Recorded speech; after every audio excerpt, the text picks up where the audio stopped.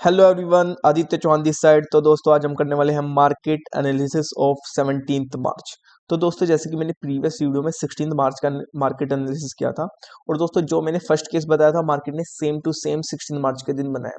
तो दोस्तों एक बार डिस्कस कर लेते हैं कि मैंने प्रीवियस वीडियो में क्या बताया था 16 मार्च के दिन। तो दोस्तों मैंने आपको बताया था कि मार्केट जैसे ही ओपन होके पहली स्विंग बाइंग साइड बनाए। तो दोस्तों ये मार्केट ओपन हुई यहाँ पे, और मार्केट ने पहली स्विंग बाइंग साइड बनाया तो मार्केट लगाएगी रेजिस्टेंस। तो दोस्तों यहाँ पे मार्केट ने रेजिस्टेंस लगाया है, और मार्केट फिर मैंने क्या बोला था कि प्राइस को ऑब्जर्व करना है कि प्राइस रेजिस्टेंस को होल्ड कर रहा है या नहीं कर रहा है। और मैंने बताया था कि अगर मार्केट का प्राइस या मार्केट इस रेजिस्टेंस को होल्ड ना करे, इसका मतलब क्या है दोस्तों कि मार्केट में वीकनेस है, कि बायर दोबारा सेलिंग आने के बाद रेजिस्टेंस के बाद बायर दोबारा रेजिस्टेंस तक पुश ही नहीं कर पाए। तो बायर्स में इतना पावर ही नहीं है कि वो मार्केट को बाइंग तरफ कंटिन्यू करा सके रेजिस्टेंस तोड़कर।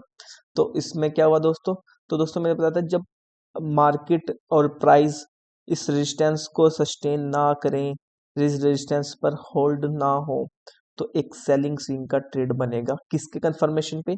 एक लोअर हाई के। तो दोस्तों सेलिंग के बाद बाइंग आया, बायर ऊपर रेजिस्टेंस तक नहीं ले जा पाया, और ये लोअर हाई क्रिएशन हुआ। और इसी लोअर हाई क्रिएशन के मैंने इसी लो पे आपको एक एंट्री पॉइंट बताया था कि इसी लो पे हम एक एंट्री ले सकते हैं।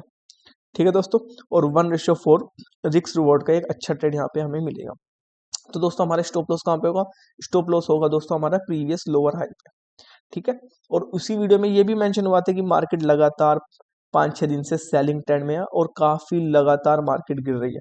लाइक यहाँ पे मार्केट गैप डाउन हुआ और मार्केट लगातार सेल ऑफ ही होता रहा। तो दोस्तों मैंने ये बताया था कि यहाँ से ट्रेंडिंग लगातार नीचे जाने की प्रोबेबिलिटी भी मार्केट में कम है। मार्केट का एक बाइंग मोमेंटम होल्ड है जो कि एक अवेटेड है, अभी तक नहीं आया है, तो उसके आने के एक ज्यादा चांसेस है। तो यहाँ पे मार्केट अपने सेकंड सेशन के 10:30-11 बजे के बाद मार्केट ने यहाँ पर सपोर्ट लगाया, रेजिस्टेंस की तरफ गया। फिर यहाँ पे मार्केट हायर लेवल होल्ड होने के बाद एक एग्रेसिव बाइंग यहाँ पे हमें होता दिखा है दोस्तों। और ये इतनी बड़ी बड़ी एग्रेसिव कैंडल यहाँ पे बनी है। हम फ्यूचर्स के चार्ट में देखेंगे तो यहाँ पे वॉल्यूम भी काफी ज्यादा होगा। तो वॉल्यूम ज्यादा आने का क्या पॉइंट होता है कि ये प्राइसेस काफी इंपॉर्टेंट है पीपल्स के लिए। तो यहाँ पे ज्यादा वॉल्यूम है, ज्यादा क्वांटिटी यहाँ पे एक्सचेंज हुआ है, बाइंग सेलिंग एक्टिविटी यहाँ पे बड़ा ज्यादा हुआ है, और हाइयर प्राइस में यहाँ पे बाइंग हुई है, इसलिए यहाँ पे इतनी एग्रेसिव कैंडल यहाँ पर बनी है। ठीक है दोस्तों, तो ऐसा हो सकता है कि ये प्राइस इतना इंपॉर्टेंट हो कि आने वाले 3-4 सेशन में ये यहाँ से इंटरडे लो भी बन जाए, कि आप सपोर्ट बन के और ट्रेंड रिवर्स हो जाए। दूसरा क्या हो सकता है कि 2-3 दिन तक ये यहाँ से इतना प्राइस इंपॉर्टेंट है कि इस प्राइस पर दोबारा मार्केट ना आए। तो दोस्तों अब बात कर लेते हैं हम 17 मार्च को, कि 17 मार्च को होने के क्या पॉसिबिलिटीज है। तो दोस्तों 17 मार्च को सबसे ज्यादा पॉसिबिलिटी मैं बाइंग साइड ही जाने की कहूंगा। कि पहला दो ही केस बताऊंगा, दोनों ही बाइंग साइड की। पहला केस कि मार्केट ओपन हुआ, मार्केट ने पहला बनाया सेलिंग स्विंग। तो दोस्तों ये मार्केट ओपन हुआ और मार्केट ने सेलिंग स्विंग बनाया। मार्केट सेलिंग स्विंग बनाने के बाद मार्केट ने लगाया सपोर्ट। तो हम सपोर्ट पे किसको देखते हैं दोस्तों? हम बायर्स को नोटिस करते हैं। और फिर हमने देखा जो प्राइस है, प्राइस सपोर्ट पर सस्टेन नहीं कर रहा है, और ये क्या बना रहा है? हाइयर लो। पहला लो ये था, सेकंड हाइयर लो, थर्ड हाइयर लो। हाइयर लो बनाने के ऊपर मार्केट इन हाइज को ब्रेक करके मार्केट ऊपर की ओर चला गया। तो यहाँ पे हमारी एंट्री हो जाएगी दोस्तों, और 1:4 रिस्क रिवॉर्ड का एक अच्छा ट्रेड यहाँ पे मिलेगा। मैं ये नहीं कह रहा कि 17 को मार्केट कंटिन्यू ही बाइंग साइड ही चली जाएगी, नहीं। अगर मार्केट ने 17 को एक सेलिंग स्विंग बनाने के बाद सपोर्ट को सस्टेन नहीं किया, सपोर्ट पर मार्केट सस्टेन नहीं हुई है, मतलब मार्केट में वीकनेस नहीं है, तो इतना एक हाइस को ब्रेक करने के बाद इतना एक मोमेंटम दे दे कि 1:4 रिस्क वर्ड का हमें ट्रेड मिल जाएगा। फिर फर्दर मार्केट यहाँ कहीं रेजिस्टेंस लगाए और दोबारा अपना ट्रेंड कंटिन्यू कर दे, उसका हमें कोई लेना देना नहीं। 1:4 रिस्क वर्ड का हमें एक अच्छा ट्रेड मिल चुका है, पहला केस।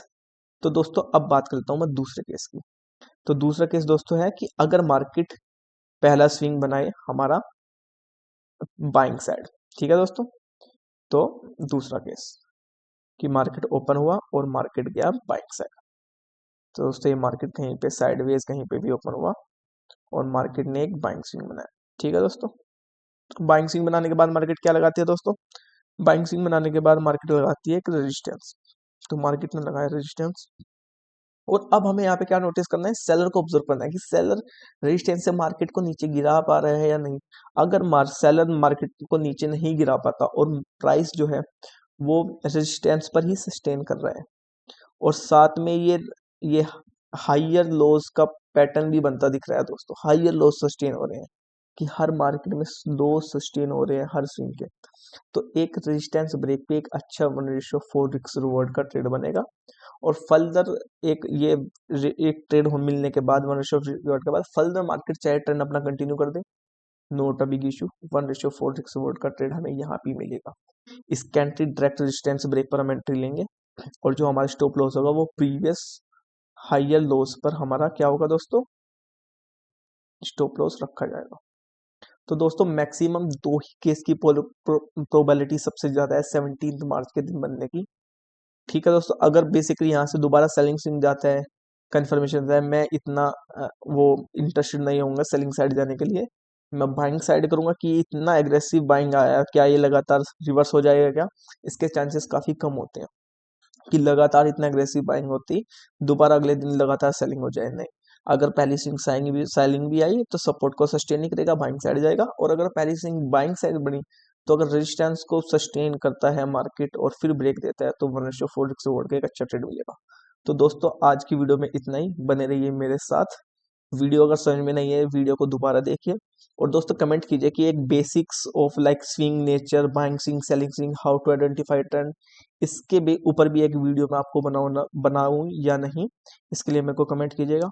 तो दोस्तों मिलते हैं अब नेक्स्ट वीडियो में, मार्केट एनालिसिस ऑफ 18 मार्च। तो चैनल को लाइक कीजिए, सब्सक्राइब कीजिए, धन्यवाद।